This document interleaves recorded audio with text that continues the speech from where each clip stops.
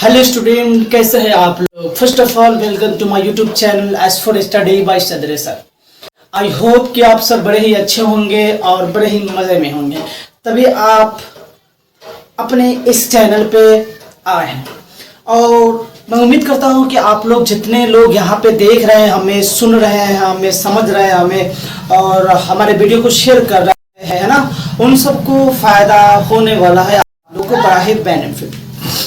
जैसे कि आपको पता है कि ये चैनल हमने अभी अभी ही बनाया है, ये अभी अभी ही ये चैनल क्रिएट हुआ है। इस पर भी हमने कुछ वीडियो ही अपलोड किया है, लेकिन आप लोगों ने बड़ा ही अच्छा रिस्पांस दिया है और मैं उम्मीद करता हूँ कि आप लोग इस तरह से वीडियो को रिस्पांस देते रहें ताकि हम कंटिन्यू अपने वीडियो को इसी तरह से लाते रहें, है ना। तो चलिए, जैसे कि आप लोगों को पता है कि हम लोग सीटेट के बारे में जानकारी ले रहे हैं। इस पे हर सीटेट के बारे में हर वो चीज़ जानने का कोशिश कर रहे हैं कि सीटेट होता क्या है, सीटेट की तैयारी आखिर हम करते कैसे हैं, ये सीटेट की तैयारी करने से क्या मिलता है। तो इन सभी क्लू पॉइंट से हमें एक चीज़ तो देखो बाबू, ये दिखाई दिया है कि हमको सीटेट में जो सबसे ज़्यादा इम्पोर्टेंट कड़ी है तो वो कड़ी है अपना सीडीपी। क्या कड़ी है? सीडीपी। सीडीपी ये इम्पोर्टेंट इसलिए हो जाता है ताकि एक तो 150 नंबर में लगभग 90 नंबर्स का क्वेश्चन जो है वह सीडीपी से पूरा जाता है। सीडीपी चाइल्ड डेवलपमेंट पेडागोजी से 90% जो है 150 नंबर में अपने आप में बहुत बड़ा होता है। और फ्रेंड, मैं आपको बताते चलूँ कि आपको पास करने के लिए इन जनरल 90 नंबर लाते हैं, देन यू आर क्वालिफाई, है ना, इन दिस एग्जाम। तो अपने थंबनेल देख के ही समझ होगा आप लोगों ने कि सीटेट जुलाई 2023 30 में 30, बिल्कुल आपने सही सुना कि 30 में 30 कैसे लाना है। बेसिकली हमने जो आज का क्लास स्टार्ट किया है ये फ्रेंड क्लास फर्स्ट है, और ये क्लास फर्स्ट में हम लोग क्या सीखने वाले हैं, क्या सिखाने वाले हैं आपको। तो एक रोड मैप में तैयार किया हुआ है ना। ये रोड मैप क्या होता है फ्रेंड, है ना। तो रोड मैप बेसिकली हम इसका नाम इसलिए दे रहे हैं ताकि देखो, हमें कहीं भी डेस्टिनेशन पे अगर जाना हो तो फर्स्ट ऑफ ऑल हम लोग देखते हैं कि वहां पे, है ना, इससे पहले किसी ने गया है और गया भी है तो वो किस तरह से गया है, ये चीज़ हम लोग देखते हैं। जैसे कि मान लो किसी को अगर एवरेस्ट की चोटी पे चढ़ना है तो सबसे पहले हम लोग देखते हैं, उसका रिसर्च करते हैं, उसका हिस्ट्री के बारे में जानते हैं कि इससे पहले कौन वहाँ पे गया है, और गया है तो फिर किस तरह से गया है। ये कहानी वही है बेटे।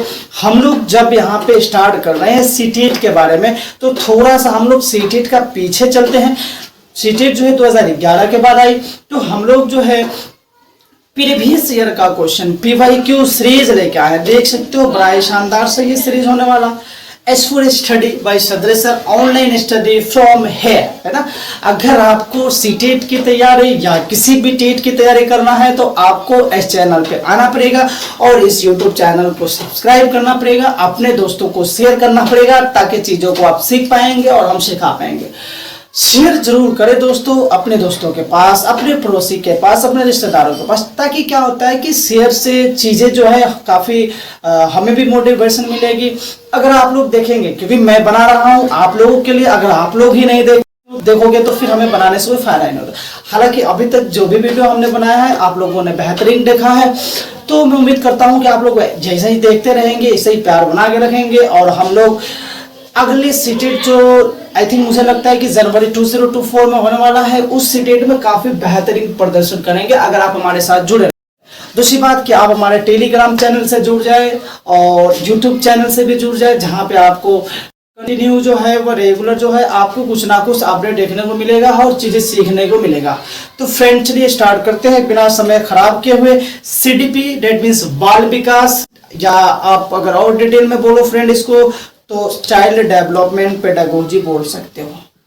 Child development pedagogy.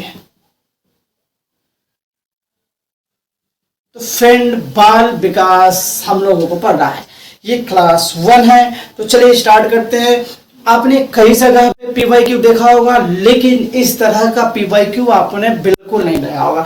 जैसे कि आप देख पा रहे होंगे कि जो पीवाईक्यू है उसका आंसर के बाद हमने एक यहाँ पे से के अंदर जो है हमने एक चीज दिया है, उसका विस्तार रूप से दे दिया है ताकि वो चीजें आपको समझ में आ जाए कि आखिर ये क्वेश्चन में कहना कहा जा रहा है। आधा से ज्यादा सीडीपी तो आप ऐसे ही सीख जाओगे, यही पे सीख जाओगे, क्योंकि सीडीपी एक नन्हा मुन्ना सा टॉपिक है, बहुत बड़ा वास्ट सिलेबस नहीं है, बहुत बड़ा चीज नहीं है कि आपको बहुत परेशानी होने वाला, इसलिए मुन्ने आराम से हम लोग सीख जाएंगे। थोड़ा दूसरी बात ये कि इंग्लिश वालों के लिए भी थोड़ा सा मैं यहाँ पे इंक्लूड किया हूँ, इंग्लिश में भी डाल दिया हूँ ताकि इंग्लिश वाले बच्चे भी अगर चाहे देखना तो आप देख सकते हैं। हालांकि बेसिकली ये चैनल जो है वह हिंदी माध्यम वालों के लिए है ना।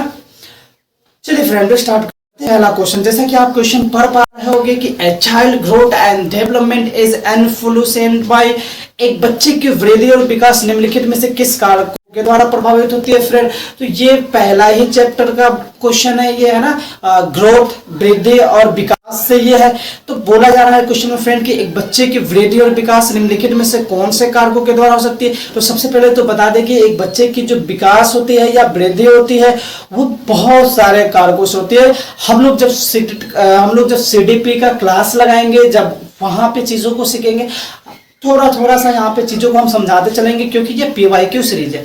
जैसे कि क्वेश्चन में कहा जा रहा है कि सर, क्वेश्चन में बोला जा रहा है कि परवरिश की शैलिया से, आनुवांशिक ढांचा से, डायनामिक संरचना से, और कहा जारी अनुभव से, और चौथा व्यक्तिगत रुचि से।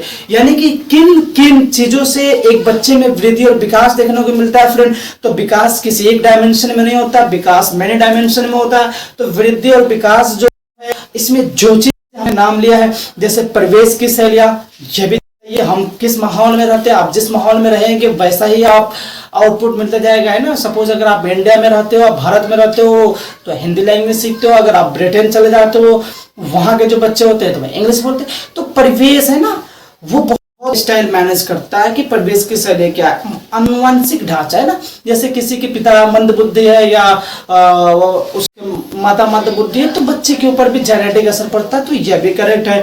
विद्यालय अनुभव फ्रेंड, ये तो बहुत बड़ा चीज है। एक टीचर, सही टीचर को होना बहुत जरूरी है, और एक सही टीचर का सही विद्यार्थी को होना बहुत जरूरी है।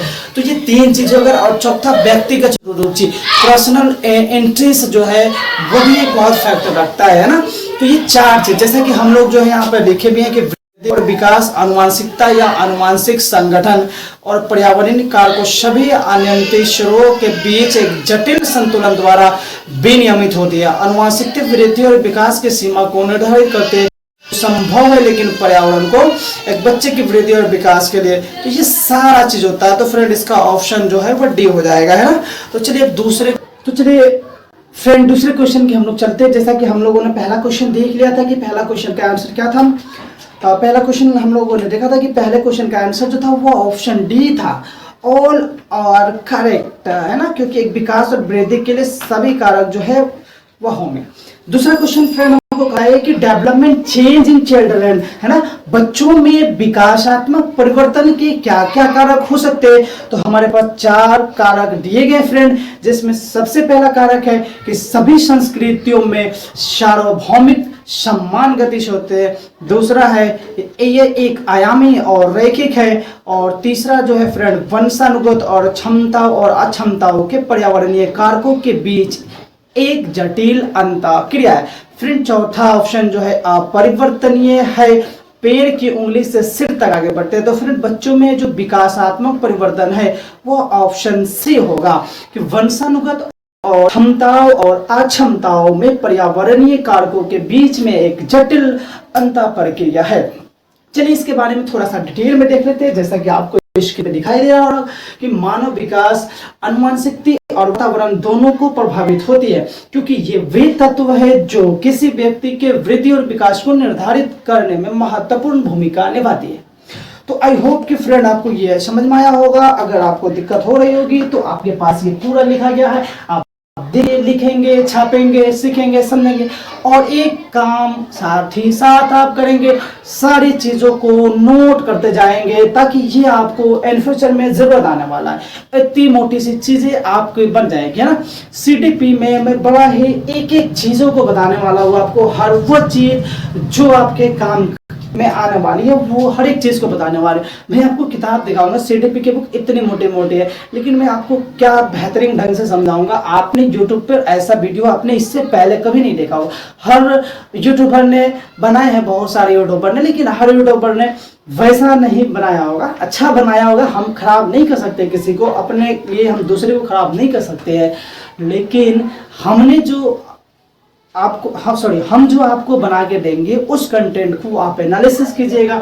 और सीडीपी जो एक जटिल से जटिल टॉपिक दिखाई देती है वो चीज़ें आपको एकदम से क्लियर हो जाएगी। और दूसरी सबसे बड़ी बात कि फ्रेंड, हम लोग जो है वो अब बीएड वाले के लिए कर रहे हैं, और हम लोग जो सीटेट कर रहे हैं वो 6 to 8। पहले वाले लोग है ना ईबीएस पे ज़्यादा फोकस करते थे, फोकस करते थे, लैंग्वेज पे फोकस करते थे, लेकिन हम लोगों को अब 6 to 8 में सबसे ज्यादा फोकस करना पड़ेगा, तो वो होगा मैथ और साइंस। तो मैथ और साइंस की भी क्लास इस पर फ्रेंड रेगुलर आने वाली है। मैथ और साइंस भी हम लोग देखने वाले हैं, साथ ही साथ सीट भी देखने वाले।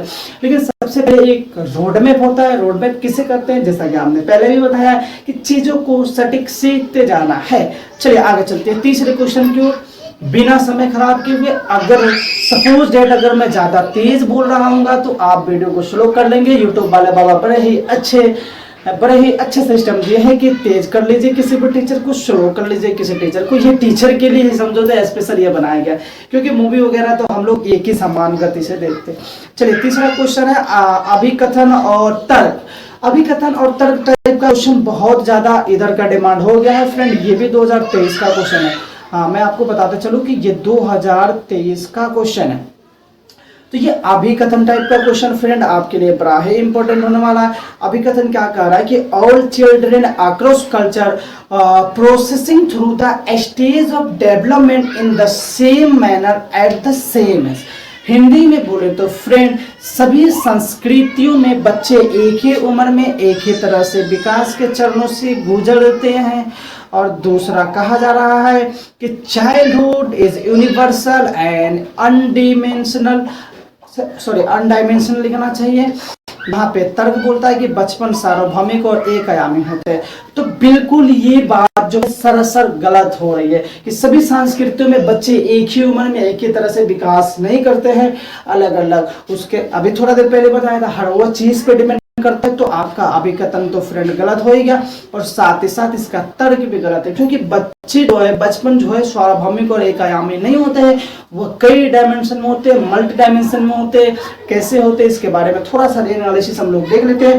बालक और बाल्यावस्था की सार्वभौमिक धारणा बचपन को सार्वभौमिक स्तर पर परिभाषित करना संभव नहीं है, क्योंकि हर बालक अलग अलग पृष्ठभूमि और संस्कृतियों में अलग अलग क्षमता और अक्षमताओं के साथ बढ़ता है। तो ये आपने समझ गया होगा। चलिए नेक्स्ट क्वेश्चन की ओर फ्रेंड चलते हैं। फोर्थ क्वेश्चन भी अभिकथन और तर्क टाइप का है।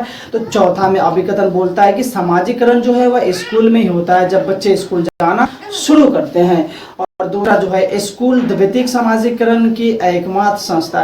तो ये कहना सही नहीं है, बिल्कुल सही नहीं। कैसे सही नहीं है इसके बारे में हम लोग देख लेते हैं यहाँ पे थोड़ा सा कि सामाजिकरण समाज में विशेष भूमिका निभाने वाले व्यक्तियों के अपेक्षित व्यवहार, मूल्य, मापदंड और सामाजिक कौशल को सीखने की चल रही प्रक्रिया को संदर्भित करता है। सामाजिकरण के प्रमुख एजेंडों में परिवार और स्कूल शामिल होते हैं, लेकिन मीडिया, सहकर्मी समूह और प्रमुख सामाजिकरण संस्थाओं जैसे धर्म और कानूनी व्यवस्था भी शामिल होती है। तो यहाँ पे जो कहा जा रहा है कि सामाजिकरण जो है वह सिर्फ और सिर्फ स्कूल में ही होता है, जब बच्चे स्कूल जाना शुरू करते हैं। तो ये सरासर बात सही नहीं है, क्योंकि हम स्कूल जो है आफ्टर 3 years 4 years 5 year बाद जाते हैं, लेकिन हम जब 6 month के होते हैं तब से हम लोग कुछ ना कुछ सीखना स्टार्ट करते हैं। तो यहाँ भी फ्रेंड हमारा ऑप्शन जो है वह डी हो जाएगा, डी जो हो जाएगा, क्योंकि दोनों ही गलत है। ए और आर का मतलब हुआ एसेंशन और रीजन, मतलब तर्क और अभिकथन दोनों के दोनों गलत है फ्रेंड। चलिए नेक्स्ट क्वेश्चन की ओर बढ़ते हैं फ्रेंड। तो ये क्वेश्चन थोड़ा सा क्या है, स्टेटमेंट टाइप का है। सीमा अपनी मम्मी की आज्ञा के बिना रसोई से मिठाई खाने में डरती है। उसको लगता है कि मम्मी को पता लगने पर उसे सजा मिलेगी। कोलबर्ग के नैतिक सिद्धांतों के अनुसार सीमा किस स्तर में। देखो इसमें 3-4 सिद्धांत के बारे में हम लोग पढ़ने वाले फ्रेंड, जैसे कोलबर्ग का सिद्धांत है ना, पियाजे का सिद्धांत है, उसके बाद वाइटोस्की का सिद्धांत है, और भी 2-3 सिद्धांत और भी है। इन सिद्धांतों के बारे में हम लोग जानेंगे। तो कोल वर्ग के नैतिक सिद्धांत क्या कहता है, इसके अनुसार क्या ये बात सही है? तो उत्तर प्रारंभिक स्तर, पूर्व प्रारंभिक स्तर, अमूर्त स्तर और पारंपरिक स्तर। तो इसका करेक्ट ऑप्शन है friend B, pre conventional stage जी का ई छूट गया, प्री कन्वेंशियल स्टेज। सीमा अपनी मम्मी की आज्ञा के बिना रसोई से मिठाई खाने से डरती है, उसे लगता है कि मम्मी को पता लगने पर उसे सजा मिलेगी। कोलबर्ग का नैतिक सिद्धांत के अनुसार सीमा जो है वह पूर्व प्रारंभिक स्तर की प्रारंभिक अवधि में, मतलब ये हुआ कि लगभग वह 9 वर्ष से छोटी है ना, तो 9 वर्ष से छोटी है। एक चीज ये भी याद रखिएगा कि वह लगभग 9 वर्ष से छोटी होने के कारण वह डरती है, ऐसा कोलबर्ग के नैतिक सिद्धांत का कहना है। नेक्स्ट क्वेश्चन पियाजे के बारे में, जैसा कि अभी हमने बताया था, जीन पियाजे के अनुसार संज्ञानात्मक विकास किस प्रक्रिया द्वारा सुगम होता है? अकॉर्डिंग टू जीन पियाजे, cognitive development in facilitated by the process of अनुकूलन होगा फ्रेंड, या पुनर्बलन होगा, या कलन विधि होगा, या रिहर्सल होगा। तो फ्रेंड इसका करेक्ट ऑप्शन जो है ऑप्शन ए होगा, अनुकूलन। क्योंकि पियाजे के अनुसार बच्चों में उसका वातावरण के साथ साथ समायोजन की प्रकृति सहज होती है। बच्चे की इस प्रकृति को अनुकलन, एडप्शन कहा जाता है, इसलिए इसका करेक्ट ऑप्शन ये हो जाएगा। और भी डिटेल में पढ़ना है तो आप पूरा यहाँ से लेके यहाँ तक पढ़ सकते हो, और कोई डाउट आए तो आप हमें डिस्क्रिप्शन में कराऊं, कमेंट सेक्शन में आप हमसे पूछ लीजिए। चलिए चौथा क्वेश्चन जीन पियाजे का ही है। जीन पियाजे द्वारा प्रस्तावित विशेषताओं के 7 चरणों का सही सम्मिलित कीजिए। जैसे 4 चीज फ्रेंड हमें दिया है, एक तो इधर दिया संवेदी चालन अवस्था, दूसरा पूर्व संज्ञानात्मक अवस्था, तीसरा मूर्त संज्ञानात्मक अवस्था और अमूर्त संज्ञानात्मक अवस्था, नाटकीय खेल में संलग्न, दूसरा क्या बोलता है फ्रेंड क्रियाओं मानसिक तौर पर परिवर्तन, और परिकलन वस्तु अवस्था। तो देखो इसको ना हमें मिलाना है, तो हमने क्या करना है, सही जोड़ी को मिलाना। तो सही जोड़ी क्या होगा, पियाजे साहब के अनुसार कि संवेदी चालन अवस्था जो है वह परिकलित निगमात्मक में सक्षम है, capable of hypothetic deductive thinking, है ना। तो ये इसका करेक्ट ऑप्शन एक का डी हो जाएगा। तो चलिए अब हम लोग आगे चलते हैं क्वेश्चन 1 के अनुसार। लेव वाइगोत्स्की है ना, इसके बारे में भी हमने बताया है। लेव वाइगोत्स्की के अनुसार बच्चों को सीखने में सक्षम बनाने के लिए इनमें से कौन सा कारक की महत्वपूर्ण भूमिका होती है? According to Lev Vygotsky, which of this is an important activity to enable children to learn? Option 4 दिए गए हैं, संवाद, व्याख्यान, सजा, पुरस्कार। तो लेव वाइगोत्स्की के अनुसार जो है ना, व्याख्यान की महत्वपूर्ण भूमिका होती है, लेक्चरर की महत्वपूर्ण भूमिका होती है। तो फ्रेंड ये आप पीछे हमारे देख सकते हैं, इधर लिखा गया है।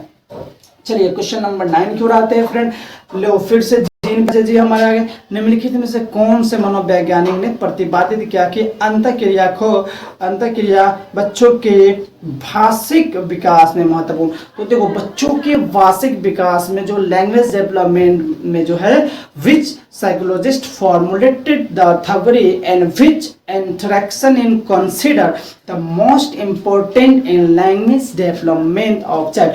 देखो फ्रेंड यहाँ पे दिया गया कि अंतःक्रिया में बच्चों का भाषिक विकास में महत्वपूर्ण भूमिका किसके द्वारा निभाया गया, ये सिद्धांत को किसने बताया था? तो ये हमारे लेव वाइगोत्स्की साहब ने बताया था। तो करेक्ट ऑप्शन फ्रेंड इसका बी हो जाएगा, लेव वाइगोत्स्की। नेक्स्ट क्वेश्चन की ओर बढ़ते हैं हम लोग। तार्किक गणितीय बुद्धि की क्षमताओं में क्या शामिल है? तो 4 ऑप्शन हमने आपको दिया है कि छवियों में हेरफेर, ग्राफिक कौशल और स्थानीय तर्क, कुछ भी जिससे 2 से अधिक आयाम शामिल हो। दूसरा लय स्वर माधुर्य के प्रति संवेदनशीलता।